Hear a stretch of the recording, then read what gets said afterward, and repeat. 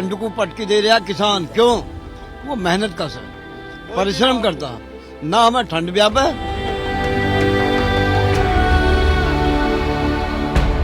सर्दी है 2-3 महीने बाद खत्म हो जाए, कोई सर्दी कोई प्रभाव नहीं पड़ता। हम लोग रात में जो है पानी सिंचाई करते हैं, तब रात भर वहाँ ठंडी पड़ती, कोई दिक्कत नहीं होती। हम लोग सब ढले हुए हैं, हम किसान आदमी, हम लोग को बहुत मजबूत है। दिल्ली जब 3 डिग्री तापमान में ठिठुर रही थी, देश के अन्नदाता राजधानी के फ्लाईओवर के नीचे और हाईवे पर तंबुओं में रात बिताने पर मजबूर थे। मौसम के बदलने के साथ ही किसानों के लिए ये दोहरी जंग हो गई। एक तरफ कृषि सुधार कानून पर सरकार से रार और दूसरी तरफ हड्डियों को जमा देने वाली सर्दी से तकरार। दिल्ली के सिंघू बॉर्डर की तस्वीरें देखिए। कोई खुले आसमान के नीचे अस्थायी टेंट में रजाई में दुबका हुआ है, तो कोई ट्रक में सिकुड़ कर लेटा हुआ है। बाहर कुछ युवा किसान इनकी पहरेदारी कर रहे हैं।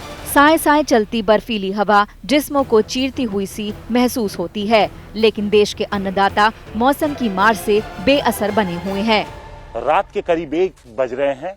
आज 21वां दिन है जब दिल्ली के तमाम बॉर्डर पर किसान कृषि बिल के खिलाफ पहुंचे हुए हैं, इसी तरीके से डटे हुए हैं।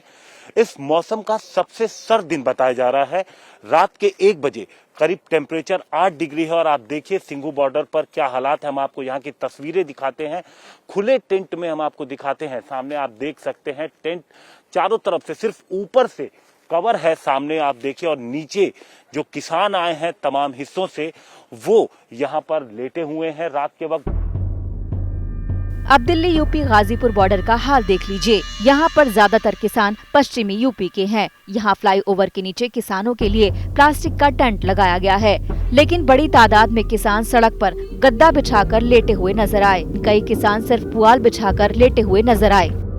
लेकिन सोचिए, इतनी कड़ाके की सर्दी में ठंड से बचने का ये कैसा सहारा रहा होगा। सिंघू बॉर्डर के बाद अब हम पहुंचे हैं गाजीपुर बॉर्डर। कृषि बिल के विरोध में यहाँ पर भी किसान पिछले 21 दिनों से डटे हुए हैं। यहाँ पर जो किसान हैं वो ज्यादातर पश्चिमी उत्तर प्रदेश के इलाके से पहुंचे हुए हैं। किस हालात में सर्द रात में यहाँ पर किसान रुके हुए हैं, हम आपको एक तस्वीर दिखाते हैं यहाँ की। आप देखिए, यहाँ पर भी कुछ ट्रैक्टर्स है। ट्रैक्टर के अंदर जो उसे ढका गया है प्लास्टिक से, उसके अंदर आपको कुछ किसान सोते हुए नजर आएंगे। हालांकि जिस तरीके की ठंड है और जिस तरीके की ठंडी हवा चल रही है, ऐसे में फ्लाईओवर के नीचे ये प्लास्टिक कितनी ठंडी हवा को रोकेगी ये नहीं बताया जा सकता। किसी तरह रात बीत गई, लेकिन कड़ाके की सर्दी नहीं गई। अलाव के सहारे किसान खुद को गर्म करते रहे।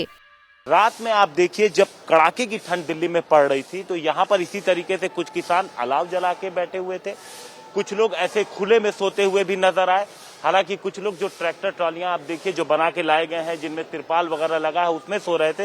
लेकिन कई सारे किसान यहाँ पर खुले में सोते हुए नजर आए।